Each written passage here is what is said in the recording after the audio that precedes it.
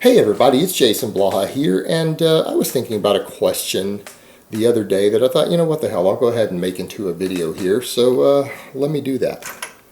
Alright, you always see people say things like, silly questions like what's the best caliber out there, as if there is any such thing.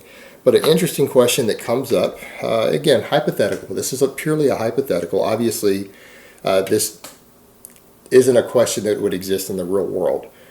Because we would have access to multiple calibers just about no matter what happens. But if I had to limit myself to only one caliber of weapon for the rest of my life, one firearm caliber, to handle all of my needs, what would I pick? Now that is a heck of a question because, as you guys know, I mostly shoot standardized stuff. Most of my stuff is obviously semi-auto. I'll be branching out more again in the future and rebuilding up my collection, messing with different things, because I like to hand load a variety of different things, to have different weapons. I like variety. Obviously, you guys know I have 5.56 rifles, 308 rifle. All my handguns are 9mm currently, and I even have a 9mm AR that takes my Glock magazines. I have different weapons to fill different roles, and you guys, have seen I have a Mossberg 500 on top of it.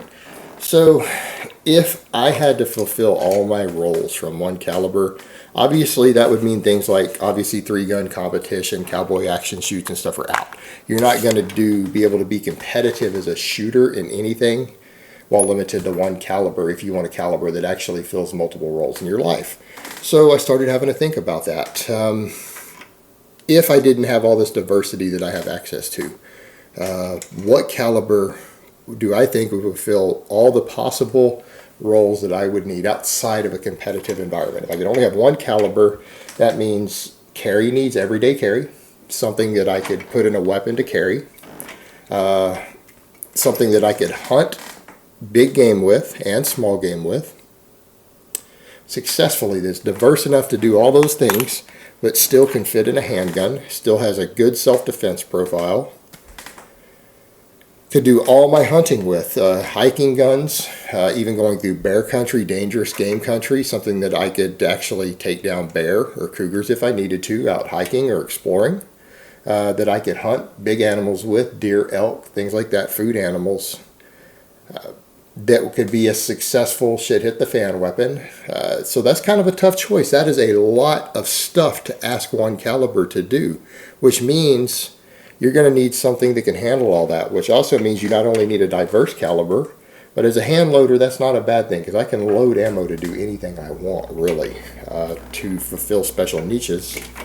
But it also means that there needs to be a wide enough variety of weapons out there to get the job done. Because it's one thing to have a caliber, it's another thing to actually have the guns that can do it. So it's going to need to be a caliber with multiple companies, make a variety of handguns and rifles for it to fit different needs. And when I think about it, the caliber that if all I could have is access to one, so I thought about that. I'm going to need one that has a lot of different tools available to fire it from. That's going to mean pistols, both compact and full size. Again, open carry and hunting versus concealed carry. And even bigger ones for home defense. Nothing wrong with having a 6 or an 8-inch barrel in your bedside piece. Rifles available. Again, maybe lever action, because again, you're going to need something that you could use fast. If shit hits the fan, you're going to need a weapon that you can fire fast. Well, a good high capacity lever gun can't fire as fast as a semi-auto, but it can get pretty close when you get good with it. So you need something that works in that, and maybe even you could find chambered and bolt action if you really want a long barrel and to make the most out of that cartridge.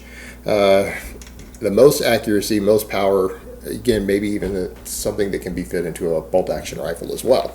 So that's asking a lot. But it also needs to be big enough and strong enough to take down the biggest game. So that means things like 9mm are obviously out, because a lot of times I would say, well, I have 9mm stuff now. I've got a semi-auto rifle. But that's your problem. Many of my auto loaders are probably going to be inadequate for that. Let's be realistic here. However, there is an option there I hadn't even thought of. I started making the video. I was going to go with 44 Magnum, but if someone wanted to insist On semi-auto still, you could build 10 millimeter. You can get Glocks in 10 millimeter. You could make semi-auto guns in 10 millimeter, and you could even make a bolt-action rifle in 10 millimeter.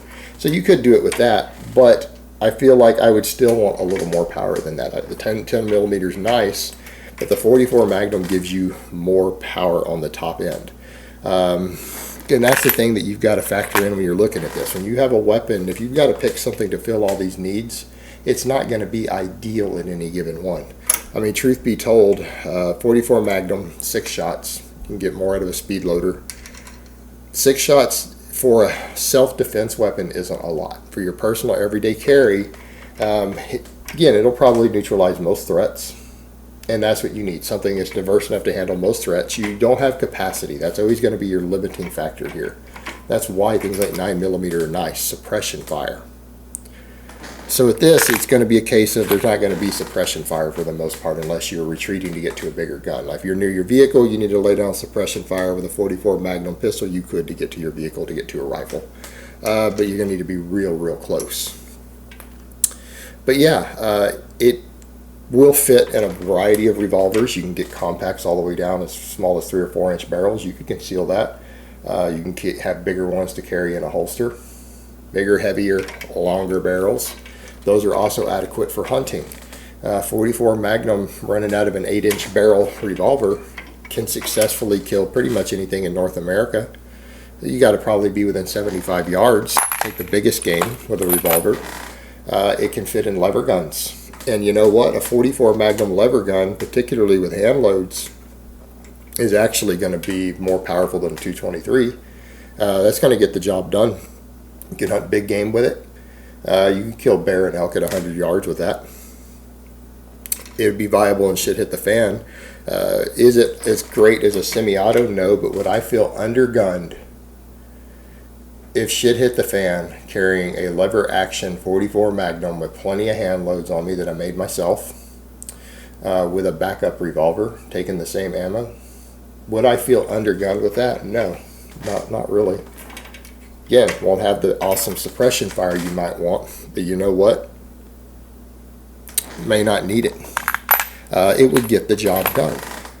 You have adequate firepower there. You could take anything down, and if you really want to maximize the cartridge, having a bolt gun also, you know, with a nice long 22-inch or 24-inch barrel, again, with the right hand loads and a slow powder, will maximize that cartridge. Again, probably good, and some people will question this, and I'll say, no, you're wrong. Look at the energy. Again, good hand loads, 300 plus grain out of a bolt gun, the right powder, could be adequate for up to 200 yards big game hunting. Again, if you're limited to one caliber, that's totally acceptable, because you got to have a caliber that you can also carry for self-defense and a backup weapon as well. So yeah, if I had to think about it, I would say 44 Magnum. Now some people would say, well, there are more powerful revolvers also. There are, but how often can you get lever guns for them?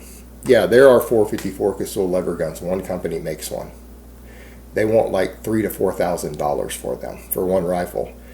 You can get a Marlin 10-shot lever action 44 Magnum, and Marlin's a good brand, for like $600. All right, $600. You could buy a lot of lever guns with $3,000. Same thing, the revolvers themselves are also more cost effective. So yeah, I mean, 454 Casull would potentially be better, but it's the availability of the guns. That's really your limiting factor. You're going to be very limited in weapon options compared to a 44 Magnum, which is more standardized. Now, a lot of people would say, well, the 44 might be more than I would want to carry for self-defense, but if you're a hand loader, you know, you can load a lighter, not maximum pressure rounds. So, you know, you could run 180 or 200 grain hollow point and maybe not push it to peak pressure. Now you have something that's a lot tamer for fairly rapid, accurate firing with the revolvers, particularly like your 4-inch barrel one. So you have something that is now fine for your everyday carry. It's not going to kick as hard. And you could have different ammo for different things. You know, you can run all the way up to 300 plus grain hard cast lead or XTPs. You can run 240s for most of your stuff. And then, you know, for purely everyday carry with a lighter round so that you're not as worried about over penetration. But you still want one hell of a wound channel. Again, 180 grain Spear Gold Dot or Hornady XTP out of a 4-inch barrel 44 Magnum that is not loaded to max pressure. You could load it a little softer with a faster burning powder. Get that noise down just slightly so it doesn't sound like a cannon. And the recoil's a lot tamer, totally doable. And since you got lever guns and stuff, you can get shot shells for 44 Magnum. They do make shotgun rounds for the 44 Magnum. So you could do your bird hunting as well.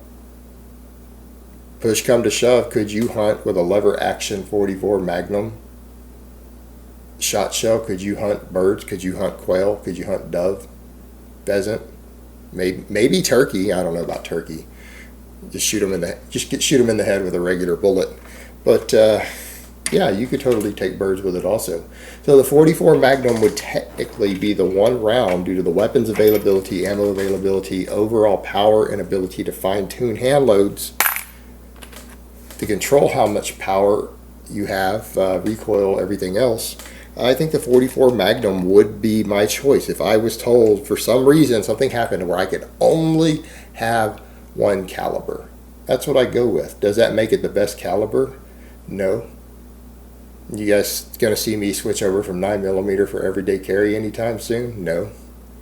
But if I had to pick and be stuck with only one caliber, and that's the only thing I could get dies for and hand load and everything else, 44 Magnum I think would be able to successfully fill everything from everyday carry, concealed carry, open carry, home defense, big game hunting, shit hit the fan, even bird hunting. If you had to stick to just one caliber, I personally feel like it could get the job done. I feel like it's a versatile enough caliber that I could work with that if that's all I had. And that's what makes it in some ways even better than running the 10mm. It's just more powerful and you have a little more diversity. Even though the 10mm, you could still do semi-autos if you had to. Alright guys, but that's really all I have to say on that today. I hope it's been informative, and I will talk to you guys next time.